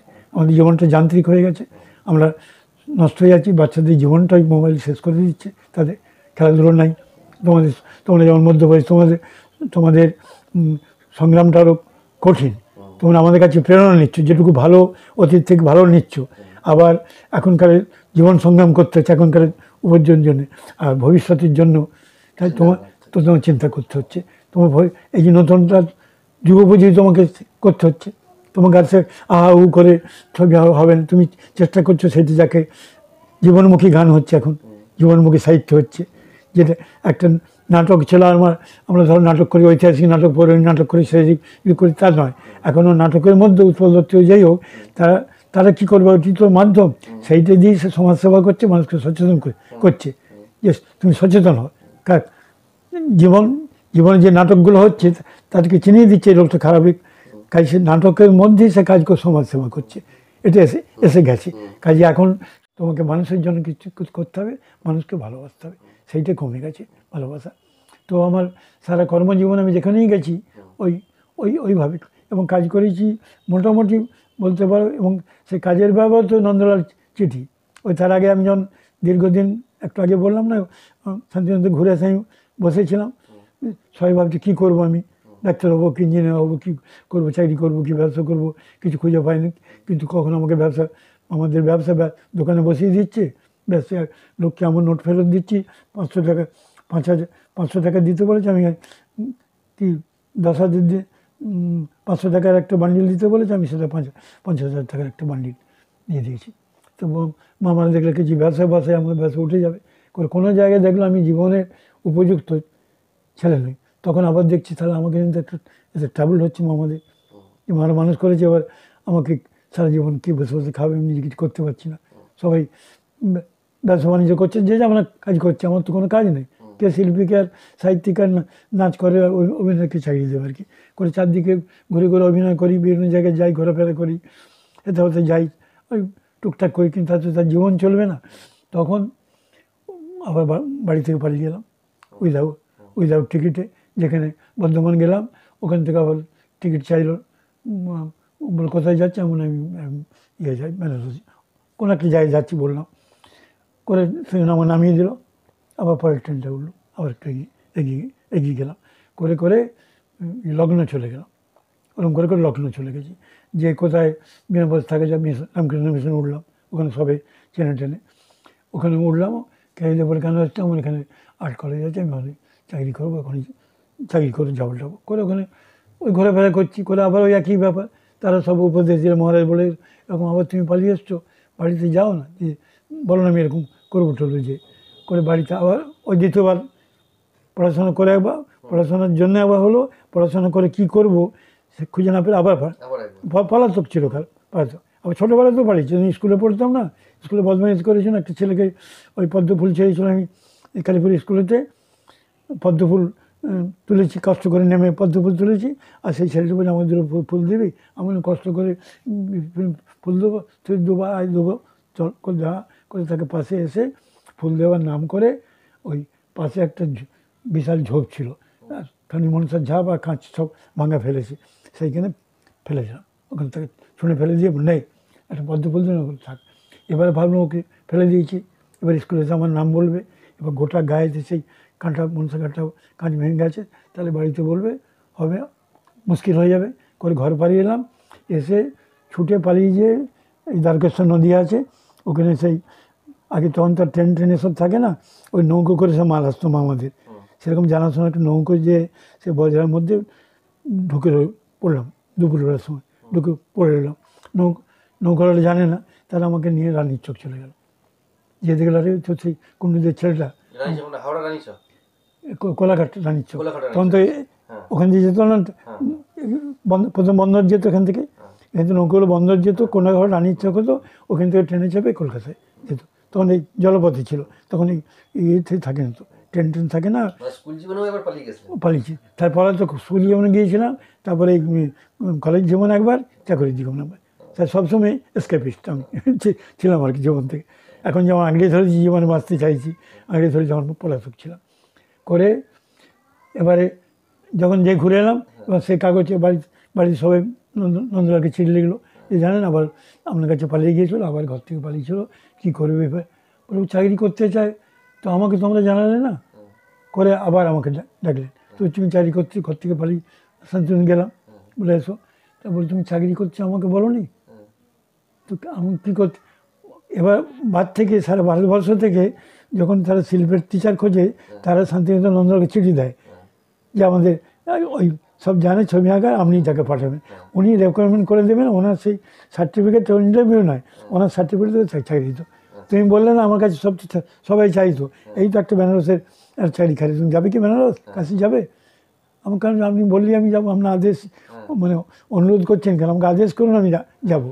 বলে খুব মাইনে কম, এখন 150 টাকা মাইনে নেবে, এবার তোমাকে গ্র্যাজুয়েট বলে জানলে তবে হয়তো 300 টাকা, গ্র্যাজুয়েট স্কেলে 300 টাকা হবে, এখন 150 টাকা তোমাকে যেতে হবে। আমার কেন টাকা করি বলছে, বলে না তো তোমাকে থাকতে দেবে, অত একটা বাড়তি ক্লাস নিতে হবে, তাহলে তোমার থাকার কার্ডটা হবে, আর ওই 150 টাকাও পাবে। আমরা সব কিছু আপনি বলছেন, আপনার আদেশ, আমি তো সে কাজে আমি করবো, যদি বলছে আমি যতদিন ভালো লাগে করবে, না ভালো লাগলে আমাকে বলবে, আবার অন্য জায়গায় পাঠিয়ে দেবো। তাহলে সে মানুষটা কী করে, এবং সেই চিঠিও আমার কাছে আছে, নন্দলাল যে ব্যক্তিগত চিঠি দিচ্ছি, আমি ব্যক্তিগত চিনিয়ে সমস্ত দেখেছি, যে কোনো ধরনের ছবি আঁকার হাতের কাজে শেখাবে দক্ষতা আছে, কারণ বাইরে তো লোকে কাজ করতো, জেনারেল কোয়ালিফিকেশন জানতে চাইতো। বেনারসে প্রথম চাকরি, বেনারসে প্রথম চাকরি না, প্রথম চাকরি বেনারসে নয়, ওই একবার উড়িষ্যা একটা ঢেঙ্কানালে করে, ঢেঙ্কানালে, হ্যাঁ ঢেঙ্কানালে উড়িষ্যা একটা করেছিলাম। ওটা একটা বন্ধু, যখন আমি ঘরে ছটফট করছি এখন বন্ধু হল তুমি বেড়াবে, আমার কেন যখন পুরী বেড়াবো যাবো টাবো, সে ওই টিকিট টিকিট করে দিয়েছিল। তার বাড়িতে উঠেছিলাম কটকের, কটক ভুবনেশ্বর দেখেছিল। আর ঢেঙ্কানালে সে একটা, ঢেঙ্কানাল আবার অনন্ত শঙ্করের জন্ম, ইয়ে আনন্দ শঙ্কর রাই তো বললাম সাহিত্যিক, উনি পরে বলেছিলেন সেখান থেকে। ওখানে ওই মাস মাস্টার ছিলাম আর কি, এমনি পার্ট টাইম আর কি, মানে বাংলার টিচার নয়, ওই ছবি আঁকার যেমন ছবি আঁকা গানের সব থাকে না, সেরকম করেছিলাম আর কি। তা ও বলে এরকম করে, তো বাড়িতে বললাম, বলে কোথাও থাকবে, খাওয়া দাওয়া যাই হচ্ছে তুমি ওখান থেকে ওখান থেকে পালিয়েছো করে ওখান থেকে চলে এলাম। ওখানে প্রথম গিয়েছিলাম। আর তারপর যে যখন ওগুলো শুনছে তখন নন্দন বলল এই চারদিকে পালাচ্ছে এরকম করছে, তখন দ্বিতীয় হচ্ছে আমার বেনারস চাকরি। আচ্ছা, বেনারস চাকরি করতে করতে আবার ওখান থেকে চলে গেলাম। ওখানে কি কারণে বাড়ির বোধহয় বাড়িতে তখন ইয়ে হবে, ওই পার্টিশন হবে, মামাদের ব্যালক হবে আর কি, মামাদের সব হবে। বলে তুমি সারা জীবনে বেনারস চাকরি করছো, চাকরি করে করবে, আজকে আমাদের সংসারে সব ব্যালক হয়ে যাবে বলে আর কি। হচ্ছে তুমি ঘুরে ঘুরে বেড়াচ্ছ, এই সময় তুমি থাকবে না, তুমি চলে এসো। তো তোমাকে মানুষ করেছি একদিন ধরে, এবার আমাদের হচ্ছে সেই সময় তোমার থাকাটা দরকার, তুমি কার দলে পড়বে, কে থাকবে করে সেই চিঠি লিখলো। তখন ওখান থেকে আমার বাড়ির চিঠি লিখেছে, তোমাকে চলে যেতে হবে। তারপর সে কি আমি একেবারে ছড়ি, এবার আমাকে চাকরি করতে দেবে না। তারপরে না, তোমাকে আমরা ইয়ে দেবো না, কী বলে একবারে ইয়ে চিঠি দেবো না, তোমার টেম্পোরে আমরা দিয়ে দিচ্ছি, তুমি যখনই আসবে তোমার জন্য আপনার জন্য আমাদের দরজা খোলা রইল। আমরা যাকে অ্যাপয়েন্টমেন্ট দেবো, পার্ট টাইমে দেবো, আর আপনি এলে ওরা চলে যাবে। কিন্তু স্যার হয় এখানে আসবার পর আর ওরা যেতেই দিল না। তখন তো বড়ো আমার তো ভাইয়েরা বড়ো হয়েছে, বলতাম তাহলে চাকরি করলে অত দূর বেনারস করতে হবে, কি যেতে হবে, আমার না বাইরে ঘুরতে হবে, এখানে তো তেমন চাকরি নেই, করে এখানে ঘরে বসে আছি। এই সংবাদটা আবার সবাই জেনে গেল যে বেনারস যাবো না। ওইখানে একজন নাচের টিচার ছিল বেনারসে করে, তো ওখান থেকে বেনারসে ঘরে জেনে এসেছি, এটা বেনারসে বললাম যে আমি আর যেতে পারছি না, আমি যাবো না, দেখি করে। যে নাচের যে টিচার ছিল এল রাজারাম বলে তার নাম, এল রাজারাম, ও বললো বাবু আমি উনি চলে গেছেন আর আপনি তো ঘরে টিকতে পারবেন না, আপনি আর কাজ করবেন, যেহেতু বেনারস নাও আসেন, শান্তিনিকেতনের মতন আমার একজন শান্তিনিকেতনে আমার কিন্তু বন্ধু, যে ঈশ্বর মূর্তি নাকি নাম, উনি ওই কেরালাতে থাকেন, উনি শান্তিনিকেতনের ফিলোসফির প্রফেসর ছিলেন শান্তিনিকেতনে। উনি ওখানে গিয়ে ওই পাহাড়ের অধ্যুষিত এলাকায়, পাহাড়ের অঞ্চলেতে, মানে মাদ্রাস স্টেট আর ইয়ে কী বলে কেরালা, ওর বর্ডারেতে একটা পাহাড় আছে। সে পাহাড়টার দিকটা হচ্ছে ইয়ে, ওদিকটা কেরালা, দিকটা হচ্ছে মাদ্রাস থেকে বর্ডারে। সেইখানে একটা গ্রামেতে যে ঈশ্বরমূর্তি, তিনি একবার একটা শান্তিনিকেতন করেছেন। আর শান্তিনিকেতন মানে শ্রীনিকেতন তো কাঠের কাজ, চাষবাস হয়, তো শ্রীনিকেতন এবং শান্তিনিকেতন নিয়ে ওই গরিব যারা আদিবাসী কি খেতে পায় না, নিয়ে সে ভদ্র রবীন্দ্রনাথ আদর্শে দীক্ষিত, তো বিয়ে থা করানোর কিছু না, বুড়ি মা আছে, মা ছেলে থাকে, এবং একটা বিরাট করেছে, বর্ডারেতে করেছে। বলছে একটা মানুষ আছে আপনার মতনই, চিরজীবন বিয়ে থা করেনি, অমুক করেনি, এবং শান্তিনিকেতন আদর্শে একটা ওখানেতে সে সব কাগজ আছে আমার এক্ষুনি, ওই এতেই ছিল। এখন দেখো তো ইন্টারন্যাশনাল স্কুল নাকি বলছে, ইন্টারন্যাশনাল স্কুল, সেখানে সব জায়গাতে নিয়েছে। উনি বলছেন ওইখানে ইন্ডিয়ান আর্ট শেখাবার জন্যে উনি শিল্পী চাইছেন। বলছে তুমি এখন যাবে। ওটাই কি মহিলাদের স্কুল ছিল? না, মহিলা হচ্ছে বেনারসি, যেটা হ্যাঁ বসন্ত, ওকে বেনারসি যেটা ছিল ওটা তো ইয়ে করেছেন রবীন্দ্রনাথ, প্রতিষ্ঠা করেছেন, ওটা অ্যানিমেশনটের, রবীন্দ্রনাথ অ্যানিমেশন দুজনে মিলে ওইটি করেছে। এবং ওখানে যে বাড়িঘর দৌড় ওই শুনেন করার আগে বললাম, ওর আইডিয়াতে ওটা করা, রবীন্দ্রনাথ ওটা করেছেন। কাজে ওরা সবসময়ই চায় রবীন্দ্রনাথের, শান্তিনিকেতনকে রবীন্দ্রনাথের যারা অধ্যুষিত রাবীন্দ্রিক তারা ওখানে প্রফেসর হোক, সেই জন্য ওরা নন্দলালকে চিঠি লেখে। কাজে নন্দলাল বলে ওই ছবি পাঠে, ওই যোগাযোগটা আছে, সব রবীন্দ্রনাথ শান্তিনিকেতনের যোগাযোগ। উড়িষ্যাতে যখন ছিলেন ঢেঙ্কানালে, তো ওখানে তো নন্দ সরকারের অন্নদারা রায় শঙ্করের তো ওখানে জন্ম, জন্মভিটিতে গেছিলেন নাকি? না, ওখানে শুনেছি, পরে শুনেছি আর কি, যেখানে অন্নদা শঙ্করের যেমন ওর জীবনী পড়েছি। এই তো কিছুদিন আগে আমরা প্রয়াণ দিবস গেল। হ্যাঁ, অরুণ সান্যাল আমার খুব প্রিয়। ওনার স্ত্রী হচ্ছে লীলা, সে হচ্ছে আবার আমেরিকান ম্যাম সাহেব, লীলা লীলা লীলা লীলা। তারপর ওখানে চাকরি করার পর আচ্ছা, আবার দেশে ফিরে আসে। হ্যাঁ, এবার ওখান থেকে যে বলুন যে এলাম, ওই এখানে চলে এলাম তো, বেনারস এখানে চলে এলাম, ঢেঙ্কানাল তারপর হচ্ছে বেনারস হলো। আচ্ছা, বেনারস এখানে চলে এলাম তা করে ওই রাজারাম দিই, এটা রাজারাম, ও বলে সৌমূর্তি স্কুলে যাবেন, আমি যাবো বলছে। তাই ও ওখানে লিখে দিল, সঙ্গে সঙ্গে ওখানে মানে আমাকে সেই অ্যাপয়েন্টমেন্ট লেটারটা, তখন তো ইয়েতে পোস্টে আসতো তো, অ্যাপয়েন্টমেন্ট লেটার এবং ট্রেনের টিকিটটা সেই কীভাবে এলো জানি না, পোস্টেতে এসে মানে পিয়ন এসে দিয়েছিল, মানে টিকিট দিল। আর সেই চিঠিও আছে আমার কাছে, টিকিটটা নেই, চিঠিটা আছে যে আপনি আসবেন, ওরকম কম মাইনে দেবো ইত্যাদি করে সব জায়গায় ওখানে কম মাইনে করেছে। কিছুই জানি না, সে আবার লোক যে কোয়েম্বাটোরে নামলো, ওখান থেকে ট্রেন বদল করতে হবে, কোয়েম্বাটোর থেকে ওই যে রাজারামদা ও ভাইকে বলে রেখেছিল যে যাচ্ছে, ও ভাষা জানে নিয়ে জানে না, ওই বাড়িতে রাত্রি থাকলাম, ও সকালে স্কুলেতে ওই পৌঁছে দিল। কিন্তু ওখানে এবারে ওখানে এমন হলো, ওখানে তো কোনো হোস্টেল নেই, কিছু নেই, সেই সামতালদের ঘরেতে একটা সদর ঘর আমাকে থাকতে দিত। হলো খাওয়া দাওয়া, নারকেল তেলে খেতে হচ্ছে, ইডলি দোসা খেতে হচ্ছে, আর চান করবার জায়গা নেই, সেই ঝর্ণা চান করতে যেতে হচ্ছে, নানারকম প্রবলেম। এবার বাড়িতে জেনে বাড়িতে বকতে হবে যে ওইভাবে তোমার জীবন কাটাতে হবে, তুমি চলে এসো। আবার বাড়িতে ডাকলো, সবাই কাঁদছে, আবার বাড়িতে ফিরে এলাম।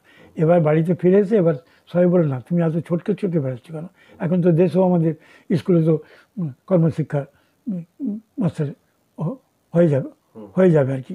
আর ওর মাঝে একটু কথা বললাম না, যখন ওই ওখানে ডানকানো হচ্ছে, বেনারস হচ্ছে, আর ওখানে হচ্ছে, তার ফাঁকেও দু একবার এরকম বেড়াতে যেও টুকটাক কাজ, মানে দু একটা জায়গায় হয়েছে আর কি, কোনো একটা ইংলিশ মিডিয়ামে করেছি, টুকরো দু একটা কাজ করেছি আর কি, দু একটা।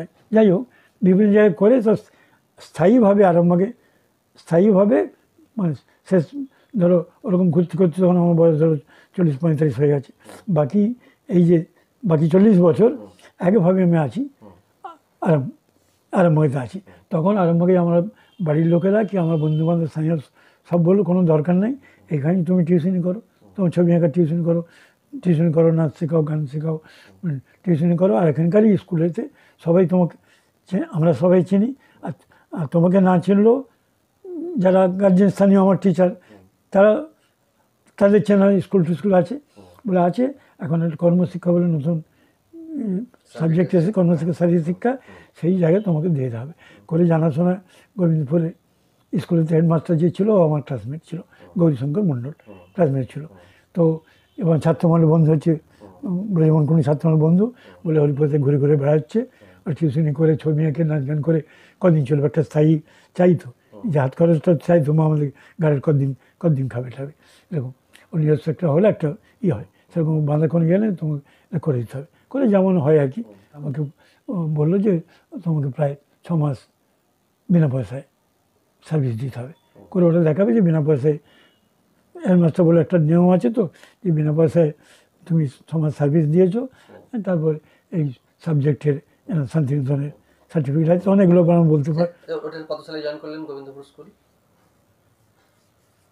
বলেছি মোটামুটি জানাম বলছি, 1975 দিতে হবে, 1975 হবে, কারণ 20-25 বছর ছিলাম, আমি বলছি 1997 কি, হ্যাঁ ওরকমই হবে, 1975 বান্ধা, 1975, হ্যাঁ 1975 হবে। কারণ আমি স্কুল ফাইনালে তো 50 বছর করেছি, তারপর শান্তিনিকেতনে 7 বছর, তাহলে 27 চাকরি করেছি, 38, 38, 36 বছর পর্যন্ত চাকরি করেছি।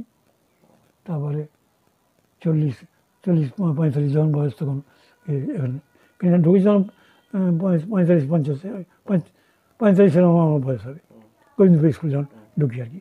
তাহলে হ্যাঁ ওইভাবে, হ্যাঁ তাহলে 75 ঢুকেছি, 75 থেকে 20 বছর কাজ করেছি, এবং সেইটারই পেনশন আমি পাই। আর আগেগুলো সব ব্রেক সার্ভিস হয়ে গেছে, কাটা সার্ভিস হয়ে গেছে, মানে একসঙ্গে 35 বছর আমার হয়নি, তারপরে আমি পেতাম। কাজে ওই সব দিকেও আমার সবচেয়ে কম আর কি। আমরা যখন আপনার কাছে পড়েছি তখন দেখেছি আপনার কাছে ছোট ব্যাগ থাকতো, আর প্রচুর পেন থাকতো, আমি পেন ভালোবাসতাম। করে ওই তারপর থেকে স্থায়ীভাবে আছি। তখন ওই চাকরিটা বন্ধ হয়েছে, হাতে কিছু পয়সা এসেছে তখন হচ্ছে, তখন নানারকম ওই নাগরিক মঞ্চ নানারকম সার্ভিস করলাম, দেওয়া থোয়া সবাইকে নিয়ে করা সংগঠন।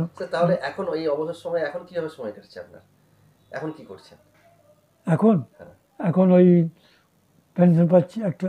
না, সময়টা কিভাবে কাটছে, এখন কি কাজ করছেন? এখন তো আর বসে থাকার সময় তো নেই। সকাল তোমাকে বলছি কী করছি, এখন দৈনন্দিন রুটিনটা বলে দিই, শেষ সকাল থেকে কী করি এখন এই জীবনে। তো এই জীবনে সবাই তো 94 বছর মানে সবাই তো রোগ সজ্জাকে মৃত্যুসজ্জা বলতে পারো, কিন্তু এখনও প্রতি মুহূর্তে সকাল থেকে সারাদিন আমি কাজে ব্যস্ত। এবং প্রতি মুহূর্তটা একটা কাজের সঙ্গে একটা কাজ জড়িয়ে আছে।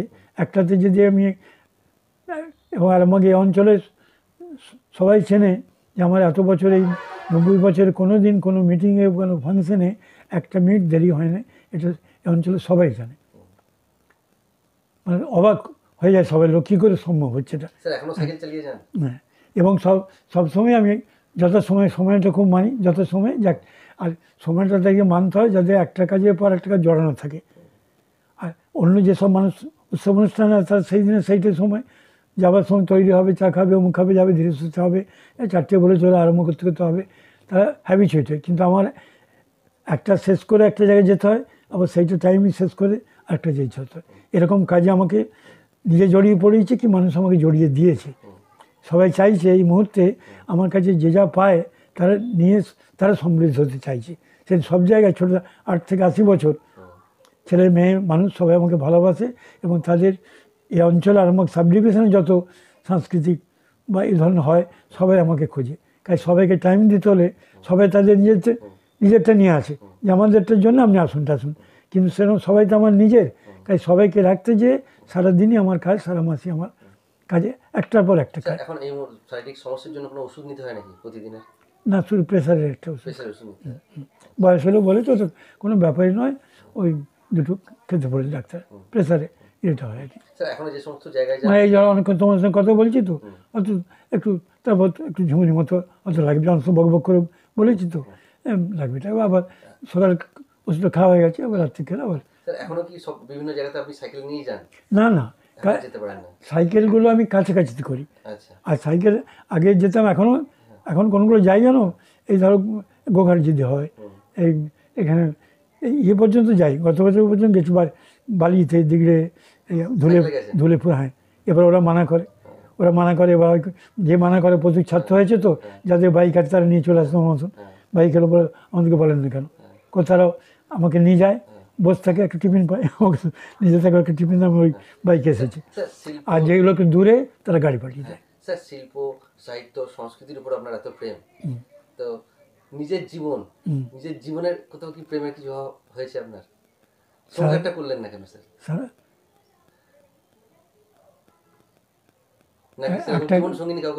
আমি বলছি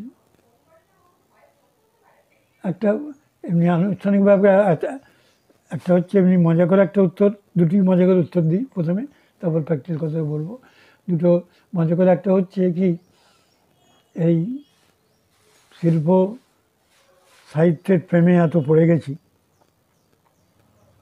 আর সময় পাইনি। সবসময় তো নিয়ে ঘুরেছি, ঠিক বিয়ের বয়সটা যখন, সেই সময়টা সারা ভারতবর্ষ বছর শেষে ঘুরছি, জীবনে প্রতিষ্ঠিত হওয়ার জন্য ঘুরছি। এবং ঘুরতে ঘুরতে সেই শিল্প সাহিত্য নিয়ে এত আনন্দ পেয়েছি, এত পেয়েছি, শিল্প সাহিত্যের প্রেমে এত পড়েছি যে আলাদা করে কোনো ব্যক্তিগত কারো প্রেমের প্রয়োজন হলো না। এটা হচ্ছে মেন সে টাইমটা, যে টাইমে লোকে বলে সংসারী হতে হবে। আর সেইবার যেভাবে ছোটোবেলা থেকে মানুষ হয়েছে আমার তো জীবনে শুনলে, তাতে ওটা জীবনের অংশ। অনেকে মনে করে, মা বাবারা মনে করে মেয়েরা যে কন্যাদায়গ্রস্ত তাকে দিয়ে দিলে শেষ হয়ে গেছে, কিন্তু আমি মনে করি ওটা জীবনের একটা পার্ট। যেমন জীবনে পড়াশোনা করো, তেমন সংসার আসবে, বিয়েটা আসবে, কিন্তু ওইটা মেন নয়, ওটা নিয়ে একটা জায়গা। এটা হচ্ছে মানে আনুষ্ঠানিক ব্যাপার বলছি। আর দ্বিতীয় ব্যাপার হচ্ছে কি জানো, ব্যক্তিগত আমার জায়গা হচ্ছে এটা ঈশ্বর প্রেমের মতো আর কি। মানে সেটা একটা জায়গায় যদি বন্দি হয়ে যায়, ভালোবাসাটা যদি একটা জায়গায় সংসারে কি একটা বিশেষ ছেলে বা মেয়ের মধ্যে বন্দি হয়ে যায়, তাহলে সে সেলফিশ হয়ে যাবে, স্বার্থপর হয়ে যাবে। তুমি যদি নিজের ভাইকে বেশি ভালোবাসো তাহলে অন্য ছেলেটাকে ভাইয়ের মতো ভালোবাসতে পারবে না। আর যার নিজের ভাই নেই, আমার যদি নিজের সন্তান থাকে তাহলে আমি তো সেলফিশ হয়ে যাব, তাকে মানুষ করবো তার সে আমাকে কিছু বসে খাওয়াবে, আমার ভালোবাসাটা ভাদি প্রেমটা সেলফিশ হয়ে যাবে। আমার ছেলের সন্তানকে আমি ভালোবাসলে তোমাকে আমি সন্তানের মতো ভালোবাসতে পারবো না। স্যার এত জায়গায় ঘুরে বেরিয়েছেন, এইটা হচ্ছে মেন জায়গা। আর আধ্যাত্মিক প্রচুর ভাবের কথা হচ্ছে, ভালোবাসা প্রেম হচ্ছে ঈশ্বর প্রেম, সেইটা একটা জায়গায় যদি বন্দি করে দাও, তিনি তো ছড়িয়ে আছেন, জগতে ছড়িয়ে আছেন, তাকে যদি মন্দিরও তিনি নেই, মসজিদও তিনি নেই, তিনি তো সর্বত্র আছেন, সব প্রেম ছড়িয়ে আছে। কারণ সেইটা একটা জায়গাতে বন্দি করতে নেই। ভালোবাসতে সবাই তো হবে, সব মানুষকে ভালোবাসতে হবে, প্রকৃতিকে ভালোবাসতে হবে, জীবজন্তুকে ভালোবাসতে, এই ছড়িয়ে আছে। সেই বিশ্বভারতীতে যে সেই বিশ্বপ্রেমটা আমি শিখেছি, যে কোনো একটা জায়গায় স্টোর করে দেবো না, মানে মনের জানলাটা আপনার বন্ধ নয়, সবসময় খোলাই আছে। এবং যারা এত জায়গায় তো ঘুরে বেরিয়েছেন, এবং তার ফলে কি জানো, তোমাকে ধরো কথাই বলছি, তোমার কোনো শরীর খারাপ হলো আর কি, তোমার স্ত্রী বাবা মা যাবে, তোমার স্ত্রী যাবে, ছেলে মেয়েরা যাবে, 3 জন বন্ধুকে 8 জন কি 10 জন তোমাকে নার্সিংহোমে দেখতে যাবে, সে 10টা মানুষকে, তার মধ্যে তুমি সেন্টার হয়ে আছো। হ্যাঁ, কিন্তু আমি যদি ওখানে হয় অসুখ হয়, ছাত্রছাত্রী বন্ধু বান্ধবের ওখানে জাত বসে যাবে, সে মানা করে দেয়। আপনি আছেন বলবো না, সমস্ত লোকের, যার নিজের কেউ নেই তার সমস্ত জগৎ। আরেকটা স্যার কথা জানার চেষ্টা করছি, এত জায়গায় ঘুরে বেরিয়েছেন, বিশ্বভারতীতে আপনি পড়াশোনা করেছেন, হ্যাঁ, এইবার সেটি স্যার কোনো প্রেমের প্রস্তাব এখন না, আসেনি? সেটা এবার সেই প্রসঙ্গ আসছি। এটা হচ্ছে আমার সাহিত্যের কথা গেল, আমি ওটা একটা জায়গায় বন্দি করতে চাই না, আমি সকলকে ভালোবাসতে চাই, এটা ব্যাপার। আর দ্বিতীয় কথা হচ্ছে, যে তুমি বললে যে এর মধ্যে এই যে শান্তিনিকেতনে পড়াশোনা করেছি, সেখানে হাজার হাজার মেয়ে কলেজে কাজ করেছে, হাজার মেয়ে, বাকি ঘুরেছি, পরে শিক্ষক জীবনে হাজার হাজার ছাত্রী, প্রচুর জায়গা আছে। এখানেও তুমি দেখবে, এখানে যে ফটোগুলো দেখো, আবার তোমার দেখাবো, ওর মধ্যে 20টা মেয়ে থাকে, 20টা মেয়েই আমাকে তো শ্রদ্ধা করে, ভক্তি করে, শ্রদ্ধা করে, কিংবা ভালোবাসে, যাই করো। ভালোবাসার তো লোকেরা, আমরা বিপদ হয় কি জানো, ভালোবাসার একটা ব্যাখ্যাই শিখেছি, নানারকমভাবে একটা জীবনকে পূর্ণ করতে, তাহলে এতগুলো ডেফিনেশন হবে কেন? স্নেহ, প্রেম, মায়া, মমতা, ভক্তি, শ্রদ্ধা, অনুরাগ, এতগুলো, সেটা লোকে ভালোবাসার একটাই ব্যাখ্যা দেয়, যে ওখানে সম্পর্ক আছে, শারীরিক সম্পর্ক, অন্যরকম গোলমেলে বলে। কিন্তু একটা জীবনকে পূর্ণ করতে, রবীন্দ্রনাথের জীবনও 50টা এসেছে, অমিতাভ চৌধুরী 10 বার করেছে, আর পৃথ্বীরাজ সেন তারা 3টেকে বলছে। বৌমা ইয়ে ছিল, বৌদিদি, আমাদের ইয়ে বৌঠান, নামটা ভুলে যাচ্ছি গো, কাদম্বিনী, রবীন্দ্রনাথকে নিয়ে এসে উপন্যাস করেছে, তার বৌদিকে ভালোবাসা। প্রথমে তো আন্না তড়খড় সেই শান্তিনিকেতন ইয়েতে বিলেত যাওয়ার আগে ট্রেনে নিতে গিয়েছিলো। কারণ রবীন্দ্রনাথ জীবনে যেমন আন্না তড়খড় এসেছে, তেমন মৈত্রী দেবী এসেছেন, তেমন রানু মুখার্জি, রানু ভানু, সেগুলোর কাছে উপন্যাস করছে, রানু ভানু। রবীন্দ্রনাথ তাকে রানু বলতো, রবীন্দ্রনাথের বয়স 65, রানু বয়স 15-16।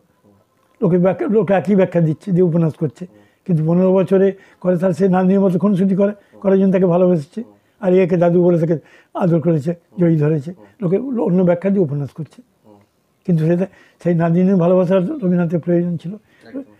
ওকাম্পো, ভিক্টোরিয়া ওকাম্পো, সে বুড়ো বয়সে এসেছে, ভিক্টোরিয়া ওকাম্পো, মৈত্রী দেবী এসেছেন। তাই রবীন্দ্রনাথের জীবনে তো আমার বই আছে, এক্ষুনি তোমাকে দেখাতে পারি, রবীন্দ্র জীবনে নারী, এবং তাতে আমি ইয়েতে লিখেছি, ভূমিকাতে হয়েছি, যে একটা জীবনকে পূর্ণ করতে অনেক মানুষের, নারী বা পুরুষে, সবার কাছ থেকে কিছু কিছু পাবে, কার কাছে স্নেহ পাবে, কার কাছে অনুরাগ পাবে, কার কাছে ভক্তি পাবে, কার কাছে শ্রদ্ধা পাবে, কার কাছে বন্ধুত্ব পাবে, সব নিয়ে একটা জীবন পূর্ণ হয়। কাজে একটা জীবনের একজনই, একটা পুরুষ তার স্ত্রীর কাছে সব কিছু পাবে, স্ত্রী তার স্বামীর কাছে পাবে, এটা সংস্কার, এটা একটা মেনে নিতে হয়, তাকে প্রতিদিবস করতে হয়। নাকি বল, সে এসে মদ খেয়ে তোমাকে চাপকাবে, তোমাকে চাপ দিতে হবে, এই সংস্কারগুলো তো নষ্ট হয়ে গেছে। এখন থাকবে তুমি বন্ধুর মতো, নাকি বল না, তোমার কাছেও সে হেল্প করবে, তুমি এই জাজকে নিয়ে যাচ্ছ, সেগুলো সব জেরক্স করে বৌমা তোমাকে দেবে, আর তার সে রুটি করবে, তোমাকে মন্ত্রে মেখে দিতে হবে, তবে তো সংসার, সুখের সংসার। সেইটা এখন হয়েছে। স্যার প্রস্তাবটা সম্বন্ধে একটু বলুন। হ্যাঁ, প্রেমের প্রস্তাব পেয়েছেন? আচ্ছা, প্রেমের প্রস্তাব নয়, আমি ওরকম জীবনে অনেকে এসেছে, রবীন্দ্রনাথের সে বই আমার আছে, এখনই দেখাতে পারি তোমাকে। সেখানে রবীন্দ্রনাথের যেমন সাধারণ লোকের 8-10 জন থাকে, রবীন্দ্রনাথের যেন 50 গেছে আমার কাছে, যেটা আছে লিস্ট সমস্ত আছে, বিদেশে গেছে সেই স্কট পরিবার সব পরপর, সেগুলো অথেন্টিক আমি করে জোগাড় করেছি। নিজের ভাড়াটা পূর্ণ করতে চাই, যেখানে যা পাবো আমরা নিয়ে নিই যার কাছে সবসময়। তুমি দেখবে কোনো তোমার গুণীজন আছে নাকি বলে, যেমন তুমি আমার কাছে এসছো, আমার যা কিছু তুমি ভালো জিনিস নিচ্ছ, কথাবার্তা বলি, যা উপদেশ বলি, যাই বলি, সেগুলো তুমি গ্রহণ করছো, তাহলে তুমি স্বার্থপর আমার কাছে এসেছো তুমি নিজের ভাড়াটাকে ভর্তি করার জন্য।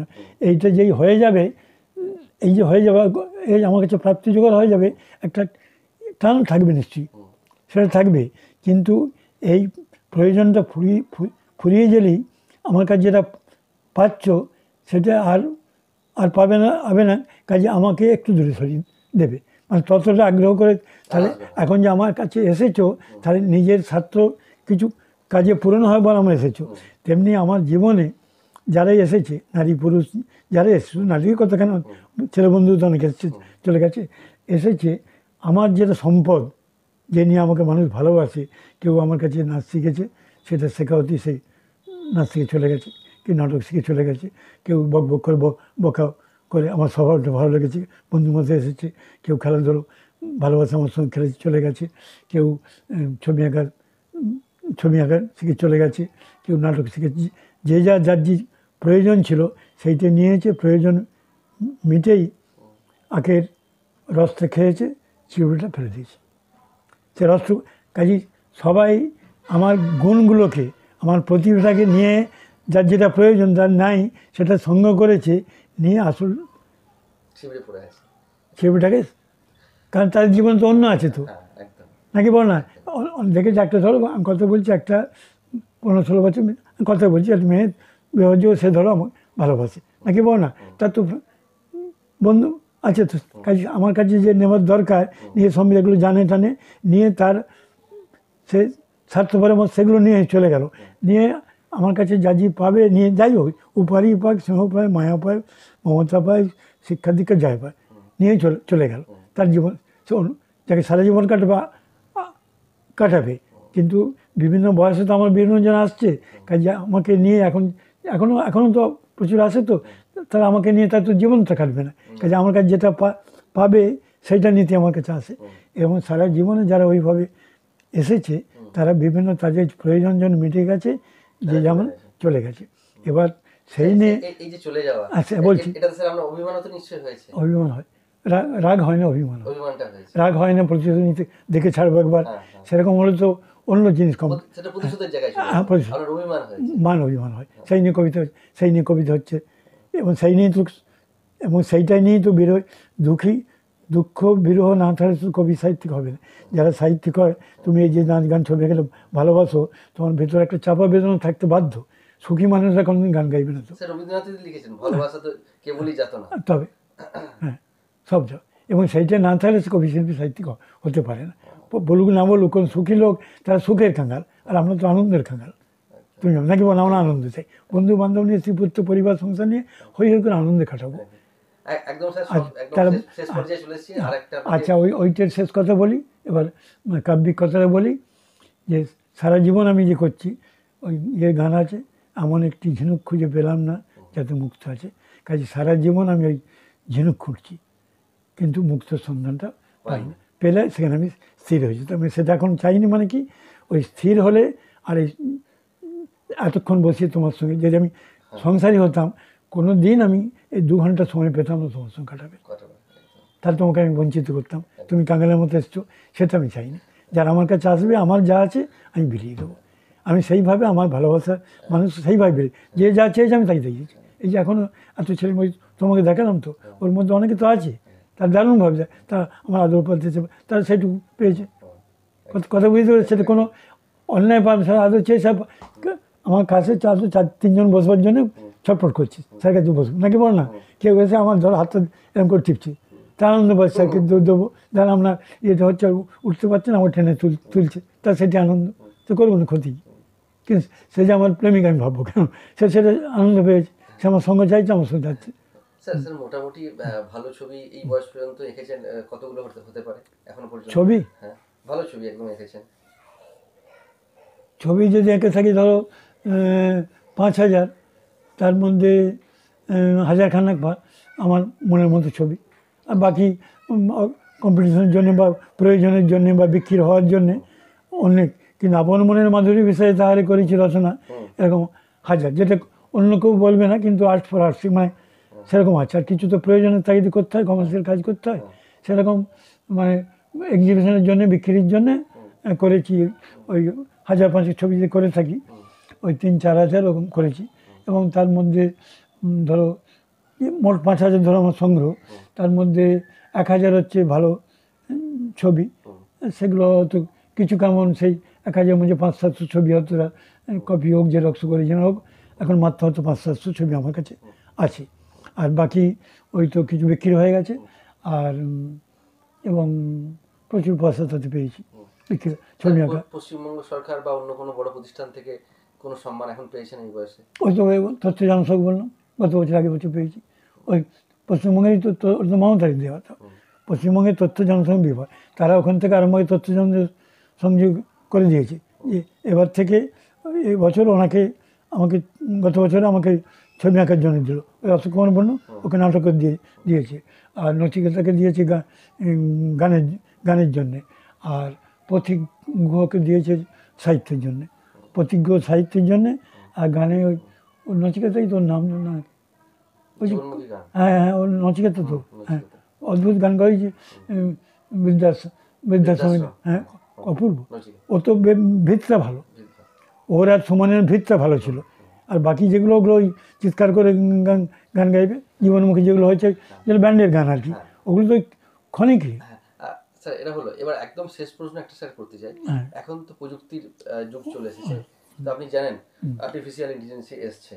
এই আর্টিফিশিয়াল ইন্টেলিজেন্সি যেটা আছে, এখানে এআই এর যুগে ছবিও আঁকা হচ্ছে, তাহলে এমনই একটা ইন্টেলিজেন্সি যেখানে ছবি আঁকা যায় তাকে কমান্ড প্রম্পট করে, তো এটা কি মনে হয় আপনাদের ছবি আঁকার জগতে বা যারা ছবি আঁকে তাই শিল্পীদের জায়গাটা কিছুটা দখল করে নিচ্ছে? নিশ্চয়ই সেটা হচ্ছে, তারাও দখল করে নিচ্ছে না, শিল্পীরাও নিজেরাও চলে যাচ্ছে। ওই যে কথা বলছেন, এখন শিল্পী বলো, শিল্প, সাহিত্য, সঙ্গীত আমরা দেখছি তো, কিছু রোজগারের জন্য তুমি যে ক্লাসিক গাও কি ভালো ছবি আঁকো, সেগুলো তো বিক্রি, তখন দ্বিতীয়বার তোমার ফাংশন করে ডাকবে না, তো ডাকবে না। কাজেই ইচ্ছা করে তারা, আগে হতো কি তোমার অনুযায়ী সমাজের প্রতিচ্ছবিতে তোমার শিল্পে সাহিত্যে প্রকাশ হতো, এখন হচ্ছে কি যুগের উপযোগী কিছু সৃষ্টি করতে হচ্ছে, সেগুলো অপসৃষ্টি। সে গানে তো ধরো পুরনো আমরা দেখছি তো, যারা লেখাটাকে করে না, অত অনেক দিন পুরনো একটা তার লেখা আছে, সেইটা এখন দিচ্ছি, তার ছেলেটির নাম হয়তো শিশির, মেয়েটির নাম হয়তো অনিমা, কথাই বলছি, শিশির অনিমা নাম। আচ্ছা, এবার গল্পটা লিখেছি, তারা দেখা হলো বাসস্ট্যান্ডে, হলো প্রেম টেম হলো, ভালোবাসা হলো, করে একটা কোন গল্প, সেইটে পাঠিয়ে দিচ্ছে, কোনো কাগজের সাথে নিচ্ছে না, কিন্তু তারা চাইছে সেই তার ছবিটার মধ্যে, গানের মধ্যে, বা ওই শিল্প, সাহিত্য, সঙ্গীত, আমি তিনটেই বলছি, তার মধ্যে এটার লোককে, সমাজের বা বর্তমান যুগের কোনো প্রতিচ্ছবি তাতে নেই। এবং সেই গল্পগুলো কী হচ্ছে, কেন রসোত্তীর্ণ নয়, সেই গল্পগুলোকে লেখকরা ধান্দাবাজ হয়ে গেছে। কেন বলছি, তারা সেটা যে সুন্দর লিখেছে সেটা নিয়ে তারা সন্তুষ্ট না, তারা তো পয়সা পাচ্ছে না, সেটিকে পয়সা পাবার জন্যে সঙ্গে সঙ্গে সে নামটা বদলে দিয়ে ওই নাম ধরে বদলে দিচ্ছে, বুঝতে পারছো? যে যুগে বুঝি এখন নাম একটা অদ্ভুত ধরনের, অদ্ভুত ধরনের কত রকম নাম বলবো, আয়ুষী মেয়েটার নাম দিল আয়ুষী, ছেলেটার নাম দিল অনেক একটা বিচিত্র ছেলের নাম ধরে বদলে দিচ্ছে, জায়গাটার নাম বদলে দিচ্ছে, একটু সেক্স ভায়োলেন্স ঢুকিয়ে দিচ্ছে, ইচ্ছে করে ঢুকিয়ে দিচ্ছে, যেগুলো খাবে, পাবলিক খাবে। তা যে পাবলিক খাবে, সেটা সংস্কৃতি নাই হোক, পরিচ্ছন্ন নাই হোক, পবিত্র নাই হোক, হৃদয়স্পর্শী নাই হোক, মানে বুদ্ধি দিয়ে, আগে হৃদয় দিয়ে হতো, তো এখন বুদ্ধি দিয়ে কায়দা করে যুগের কাছে সেই সাহিত্যটা বিক্রি হবে, সে বইটা বিক্রি হবে, মানুষ খাবে, সেটি নিয়ে সিনেমা হবে। সেই রকম সিরিয়াল জন্য গল্প লেখা হচ্ছে, লেখাও সেরকম করছে, গানও তো সেটা করছে। যে গানটা তোমার দেখা নাই রে, তোমার দেখা নেই, যাই বলছি, বা ওই যে কোনো তুমি গান বলো না, জীবনমুখী মানে কি, যেরকম মনের কথা ছেলেমেয়েরা যেটা করে, সেটা অশ্লীল হোক খারাপ হোক, সেই রকম রচনা করছে, লোকে হাততালি দিচ্ছে, নাচছে, করছে। এবং সেই গানটা করলে তার সেই গানের রেকর্ড বিক্রি হবে। সামগ্রিকভাবে সমাজের একটা অবক্ষয় নেমে আছে, এবং সেইটার জন্য সেটা সর্বনাশ সমাজের হচ্ছে। শিল্পে, সাহিত্যে, সঙ্গীতে যেমন হচ্ছে, মানব জীবনে, ধর্মে, সবইতে সবইতে অবক্ষয় এসে গেছে। এবং মানুষ বাঁচার জন্যে মানে বাড়ি হবে, গাড়ি হবে, আমি বাঁচবো, ভালো করে করবো, তার জন্য ইচ্ছা করে তাকে মরণ করতে হচ্ছে, করে নোংরামিটা সমাজে ঢুকে যায়, সব জায়গায় নাহলে সে পয়সা পাবে। শীততাপ নিয়ন্ত্রিত অত্যাধুনিক রেস্টুরেন্ট ময়ূখ রেস্টুরেন্ট। এখানে পাবেন চাইনিজ, পোলাও, বিরিয়ানি, তন্দুরি সহ সমস্ত রকম খাবার। এছাড়াও কাস্টমারদের সুবিধার্থে হোম ডেলিভারির বিশেষ ব্যবস্থা রয়েছে। পাশাপাশি যে কোনো অনুষ্ঠানের জন্য ভাড়া দেওয়া হয়। আমাদের ঠিকানা খানাকুল হেলান সংলগ্ন তিলক চক। Phone number 8617492616, 9732162360। সেরা খাবারের স্বাদ পেতে আজই আসুন ময়ূখ রেস্টুরেন্টে।